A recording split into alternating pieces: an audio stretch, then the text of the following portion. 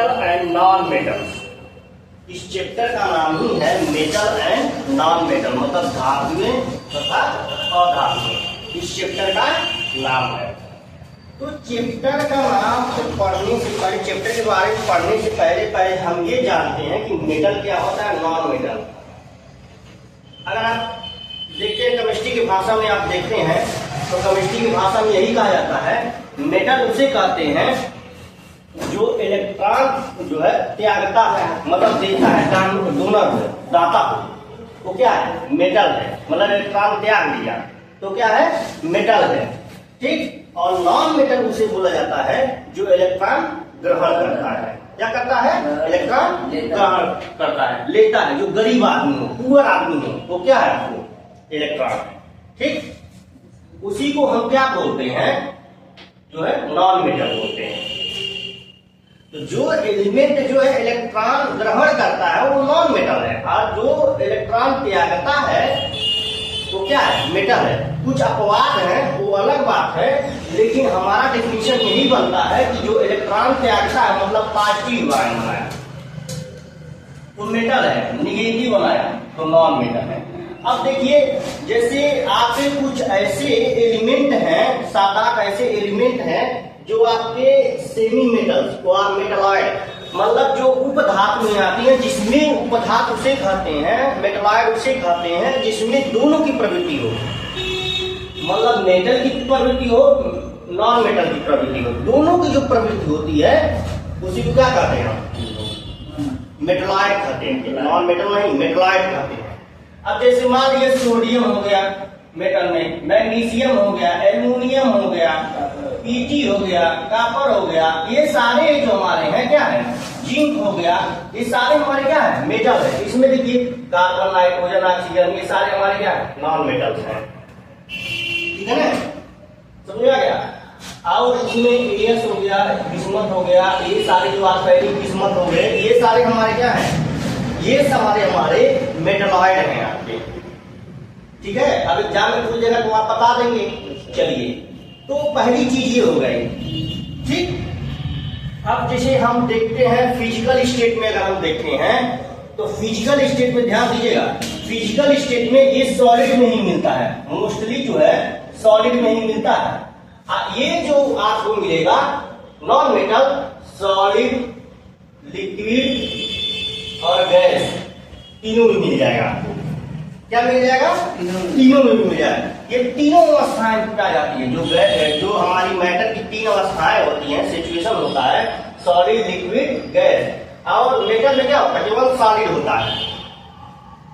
ठीक है ना, मतलब मोस्टली जो आपको सॉलिड में ही मिलेगा, इसमें मिलेगा।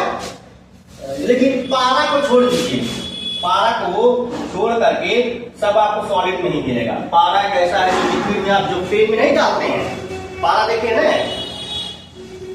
भाई, देखिए फिर वही बात, ये ही जानते हैं ना, मर्क्यूरी। ठीक है ना, तो पारा जो है आपका वो क्या आपको लिक्विड में मिलता है। किसमें मिलता है, लिक्विड में मिलता है। फिर देखिए लस्टर, चमक, इसकी जो शाइनिंग होती है बहुत जबरदस्त होती है। लस्टर जिसे शाइनिंग कहते हैं, ये शाइनिंग करता है। लेकिन अगला वाला जो है ये, इसमें शाइनिंग कम करती है, शाइनिंग करती ही नहीं है, इसमें शाइनिंग नहीं होती है, लस्टरनेस होता है। क्या होता है, लस्टरनेस होता है। लेकिन कुछ ऐसे हैं, जैसे मान लीजिए आपके जो है आयोडीन और ग्रेफाइट ऐसे हैं, आयोडीन और ग्रेफाइट को छोड़ करके, ग्रेफाइट को छोड़ करके सारे जो है लस्टरनेस होते हैं। जैसे हम बोल रहे हैं ना, कुछ जो एक्सेप्शनल केस है, लस्टरनेस है, तो उसमें आयोडीन और ग्रेफाइट ऐसे हैं जिसमें चमक नहीं होती है, मतलब चमक होती है। जबकि हमने यही बताया है कि मेटल और नॉन मेटल, मेटल में मैंने यही बताया है कि जिसमें चमक होती है, लस्ट्रेस होता है, लस्टर होता है उसमें। लेकिन इसमें क्या होता है, लस्टरनेस होता है। इस मतलब इसमें चमक होती है मेटल में, और इसमें चमक नहीं होती है। लेकिन एक्सटर्नल केस में कुछ ऐसे हैं एलिमेंट हैं, जैसे आयोडीन हो गया, ग्रेफाइट हो गया, इसमें चमक क्या होती है, चमक होती है। इसमें क्या होता है, ट्रांसपेरेंसी में देखें तो ट्रांसपेरेंसी में देखेंगे ये अपारदर्शित होते हैं, नॉन ट्रांसपेरेंसी होती है, कौन, मेटल आपकी। लेकिन आपको सॉरी मेटल, नॉन मेटल आपको ट्रांसपेरेंसी और नॉन ट्रांसपेरेंसी दोनों मिल जाएगी आपको, मतलब पारदर्शी और अपारदर्शी तथा कुछ जो होते हैं पराभासी भी होते हैं, जो दोनों का गुण रखते हैं। ठीक है, समझ में आ गया। आगे आगे चालकता हम देखेंगे, कंडक्टिविटी। ठीक, इसकी कंडक्टिविटी देखेंगे, कंडक्टिविटी इसकी गुड कंडक्टर होता है। क्या होता है? गुड कंडक्टर होता है। ठीक है ना, समझ में आ गया। मतलब इसमें करंट फ्लो हो जाएगा और जिसे बोलते हैं सुचालक, मतलब आसानी से आप बाहर जा सकते हैं। इसका मतलब क्या होगा, आप आसानी से जा रहे हैं तो उसी को गुड कंडक्टर बोलते हैं। लेकिन अब हम जो है अधातु मतलब नॉन मेटल में अगर हम देखते हैं तो उसमें कुछ जैसे ग्रेफाइट को छोड़ करके, ग्रेफाइट हो गया, ये अधातु है, इसमें क्या होता है, ये गुड कंडक्टर होता है और हीट भी फ्लो करता है। ठीक है ना। जैसे हीरा हो गया, हीरा जो है, डायमंड जो है, ये जो होता है गुड कंडक्टर नहीं होता है, विद्युत का सुचालक होता है, मतलब प्रवाहित नहीं हो पाएगा, कंडक्टिविटी इसकी बैड कंडक्टिविटी होती है। ठीक है ना। लेकिन इसमें हीट जो है ज्यादा रहेगा डायमंड में। देखिए कंडक्टिविटी नहीं है डायमंड की, कंडक्टिविटी नहीं है, करंट नहीं फ्लो हो पा रहा है, लेकिन हीट है उसमें। तो कुछ ऐसे केस मिल जाते हैं आपको। अब देखिए डेंसिटी इसकी हाई होती है, हाई डेंसिटी। हाई क्या होती है, लो डेंसिटी होती है। ठीक है, क्या हो गया उसका हाई, इसका क्या हो गया लो। मेल्टिंग पॉइंट इसका हाई होता है, मेल्टिंग पॉइंट हाई, हाई, और इसका क्या होता है, लो होता है। ठीक है ना। जैसे लो आप मैं बोला हूं तो उसमें जो है हीरा को छोड़ दीजिएगा, डायमंड को छोड़ करके बोलिएगा। डायमंड है एक ऐसा है जिसकी मेल्टिंग पॉइंट लो नहीं होती है, बहुत हाई होता है। मैं बताया हूं ना, जैसे मैं बताते हुए चल रहा हूं। डक्टिबिलिटी, इसमें जो है डक्टिबिलिटी इसकी ज्यादा होती है। हम बताए थे 1 ग्राम सोने में 2 किलोमीटर तक जाएगा, तार खींच करके आप बना सकते हैं। इसीलिए इसकी डक्टिबिलिटी क्या होती है, अच्छी होती है। ठीक है ना, मतलब पतले जो है आप वायर बना सकते हैं। ठीक, और इसका क्या होता है, इसमें डक्टिबिलिटी होती ही नहीं। अब ऐसे पीट दीजिए ना, तुरंत जैसे माटी नहीं घुर्रा लेकिन हो जाता है, ऐसे जैसे बालू टाइप में हो जाता है, जब छोटे छोटे पार्टिकल टूटे वैसे टूट जाता है आपको। तो वही मैं बता रहा हूँ, मेलाबिलिटी उसी को बोलते हैं। मतलब अगर इसको हैमर से अगर आप हथौड़ी से मारते हैं, जैसे मान लीजिए हथौड़ी है और इसको अगर ऐसे मार रहे हैं तो क्या हो रहा है, ये चपटा हो जाएगा। लेकिन वही आप जो है नॉन मेटल अगर आपने ले लिया है और उसको ऐसे मार रहे हैं तो टूट जाएगा, वो पार्टिकल छोटे छोटे पार्टिकल में क्या हो जाएगा, टूट जाएगा। ठीक है, बात समझ में आ गई। तो ये सारा जो चीजें हैं आपको मैंने बताया कि जो है, अब हमने धातु और अधातुओं के भौतिक गुणों में अंतर भी मैंने बता दिया। मतलब फिजिकल स्टेट में अगर आपको लिखने को आ जाएगा, मतलब मेटल और नॉन मेटल क्या है, धातु और धातु में क्या अंतर, डिफरेंस क्या है, या डिफिनीशन पूछ देगा, मैंने सब बता दिया। डिफिनीशन आप भी आप यहीं से बना सकते हैं कि जैसे कुछ जब आटी मेटल, मेटल किसे कहते हैं लिखिएगा, मेटल में डक्टिबिलिटी होती है, सॉलिड में अवस्था होता है, नॉन ट्रांसपेरेंसी होता है, और जो इलेक्ट्रॉन आपको त्यागता है, हिंदी में बोल रहा हूँ, हिंदी में त्यागता है। या मान लीजिए अंग्रेजी में आपको लिखना है तो आप लिख दीजिएगा डोनर है, तो उसे क्या कहते हैं, then is known as a metal. Non metal में लिखिएगा, non metal is a solid liquid gas, three state, मतलब तीनों स्टेट पे पाए जाते हैं, तीनों अवस्था में पाए जाते हैं। और इसकी जो है जैसे ट्रांसपेरेंसी नहीं होती है, इसमें डक्टिबिलिटी नहीं होती है, मेलाबिलिटी भी नहीं होती है, बस हो गया आपको नॉन मेटल हो गया आपको। ठीक है ना, समझ में आ गया। तो ये आपको सामान्य भाषा में जो मैं बता रहा हूँ ये सारी चीजें हमने बता दिया है। ठीक है ना। अब जैसे मेटल जो होते हैं, अब ये 25 डिग्री पे ठोस सॉलिड में अवस्था में होते हैं सामान्यतः जो होता है साधारणतः। लेकिन एक मरकरी को छोड़ करके, मरकरी जो है Hg, वो जो है 25 डिग्री पे ठोस अवस्था में नहीं होता है। और गैलेनियम जो होता है उसका 30 डिग्री सेल्सियस होता है, वो पिघल जाता है। मतलब मरकरी जो 25 डिग्री सेल्सियस और मरकरी कितना होता है 30 डिग्री सेल्सियस पे क्या होता है पिघल जाता है आपका, ठीक है ना। तो ये ध्यान देना है, ठीक। तो ये सारी जो चीजें मैंने बताई कि डिफरेंस भी मैंने बता दिया, ठीक है ना। उसके बाद मैंने गुण भी बता दिया, डिफिनीशन भी बता दिया। ये सारे यहाँ पे प्रॉब्लम आपके क्या हो गए, सॉल्व हो गए। अब आते हैं, देखिए अब इसको हम मिटाते हैं और मिटा करके हम इसकी आगे का चीज बताते हैं, ठीक है ना। अब ध्यान दीजिएगा, चलिए तो हम देखते हैं, ये देखेंगे कि इसके केमिकल प्रॉपर्टी देखेंगे। मेटल का जो है, अगर मेटल को हम जो है किसी के साथ ऑक्सीजन के साथ क्रिया कराते हैं तो क्या मिलता है। तो अगर आप ऑक्सीजन के साथ क्रिया कराते हैं मेटल को, मान लीजिए सोडियम है, सोडियम को ऑक्सीजन के साथ क्रिया करा दीजिए, तो सोडियम को जो ऑक्सीजन के साथ क्रिया कराएंगे तो क्या मिलेगा, सोडियम हाइड्रोक्साइड, मतलब सोडियम ऑक्साइड मिलेगा। ऑक्सीजन है ना, अब उसमें हाइड्रोजन नहीं है। अगर हाइड्रोजन मतलब हाइड्रोक्साइड बोलते हैं तो उसको क्या बोल देंगे, सोडियम ऑक्साइड बोल देंगे।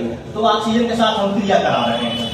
तो हम यहाँ लिखेंगे, पूछ देगा आपके एग्जाम में ये पूछेगा कि धातुओं को रासायनिक गुण लिखिए। तो अब धातुओं का रासायनिक गुण कोई भी एक ले लीजिएगा। मान लीजिए आपने मेटल ले लिया, मेटल प्लस ऑक्सीजन, तो हमको क्या मिल जाएगा। पहली ये चीज, मेन चीज ये जानना है कि बनता क्या है। तो आपको क्या मिलेगा, मेटल ऑक्साइड, मेटल ऑक्साइड। चलिए एग्जाम्पल देख लीजिए, सोडियम है प्लस O2 है, ठीक है ना। तो यहाँ से क्या बन जाएगा,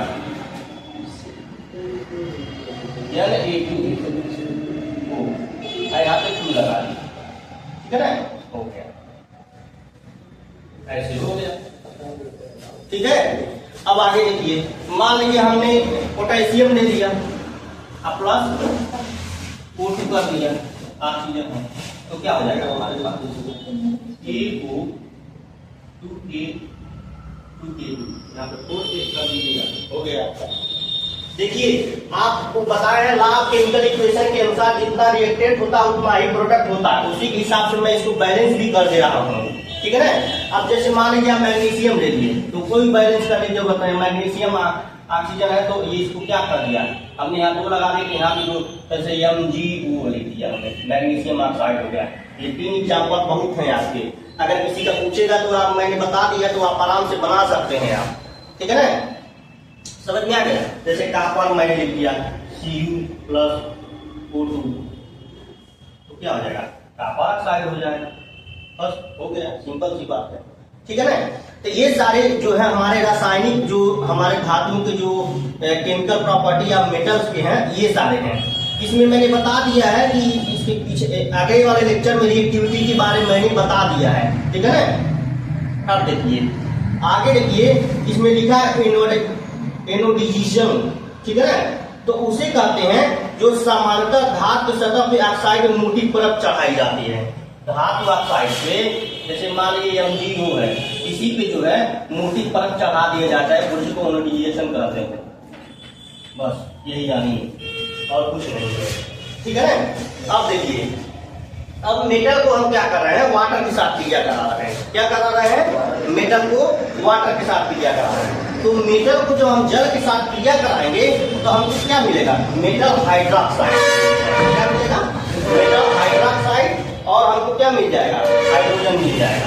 क्योंकि भाई देखिए जल में जो है क्या होता है, H2O यही होता है, तो ऑक्सीजन उसको ले लेगा और वहां से हाइड्रोजन को क्या करेगा, डिस्प्लेस कर देगा, ठीक है ना। तो ध्यान दीजिए, मतलब मैंने क्या कहा, मेटल को जो है, मेटल को हम H2O के साथ क्रिया करा रहे हैं। तो मेटल को H2O के साथ क्रिया करा रहे हैं तो क्या बनेगा, मेटल हाइड्रोक्साइड, ठीक है ना। क्या बनेगा, मेटल हाइड्रोक्साइड, ठीक है ना। तो NaOH प्लस H2, अब इसको बैलेंस कर लीजिए, हो गया, बैलेंस हो गया। अब ये क्या हो गया, इसी को धातु है तो metal plus water is metal hydroxide. Oxide plus H2 hydrogen. ठीक, अब सारे क्रिया में यही मिलेगा, ठीक है ना, समझ में आ गया। तो इसमें क्या होगा, एक बार ठंडे जल के साथ एक बार गर्म जल के साथ क्रिया कराएंगे। तो ठंडा जल जो वाला है ये मैं लिखा हूँ, यही है यार, ठंडे जल के साथ आप क्रिया कराते हैं तो यही मिलेगा। पोटेशियम के साथ क्रिया कराएंगे तभी KOH मिल जाएगा। CaH2 के आप देखिए, पोटेशियम के साथ कराइए, गर्म जल है आपको H2, या मैं लिख दिया हूँ गर्म जल के साथ हॉट वाटर, मतलब गर्म जल के साथ। तो पोटेशियम प्लस H2O के साथ अगर हम क्रिया कराते हैं तब क्या मिलेगा, KOH प्लस H2 मिलेगा। चलिए बैलेंस कर लीजिए, हो गया, बैलेंस हो गया। ठीक, अब कैल्शियम और H2O के साथ क्रिया कराइए तो क्या मिलेगा, कैल्शियम हाइड्रोक्साइड प्लस H2 मिल जाएगा। बैलेंस कर लीजिए, हो गया, बैलेंस हो गया। ये सारे हम किससे कराना है, गर्म जल के साथ। तो इसीलिए ये क्या होगा, जब गर्म जल के साथ कराएंगे तो हमारा क्या हो जाएगा, एक्सोथर्मिक हो जाएगा। क्या हो जाएगा, एक्सोथर्मिक।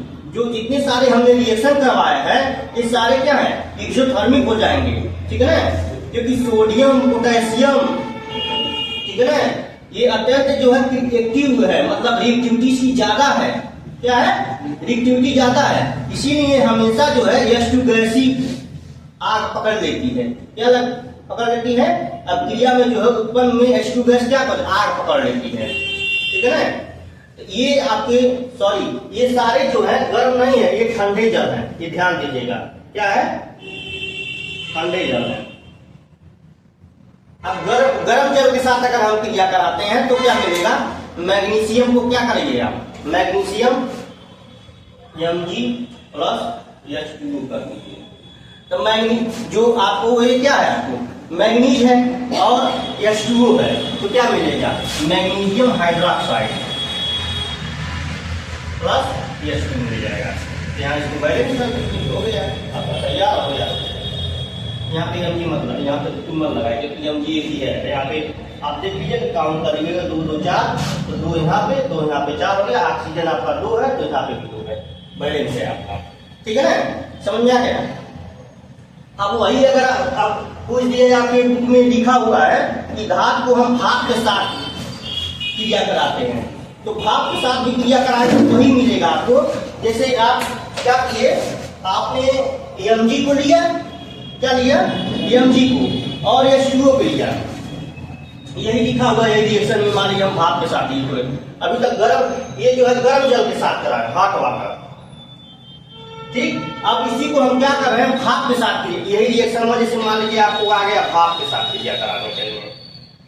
ठीक, तो अगर हम भाप के साथ क्रिया कराते हैं तो अब आपको वो नहीं मिलेगा, MgOH2 नहीं मिलेगा, ये गर्म जल के साथ मिला है। तो आपको क्या मिलेगा, यहाँ मैं बता रहा हूँ, Mg2 मिल जाएगा। क्या मिलेगा, Mg2 मिल जाएगा, ठीक है ना। अब प्लस जो है H2 गैस मिल जाएगा।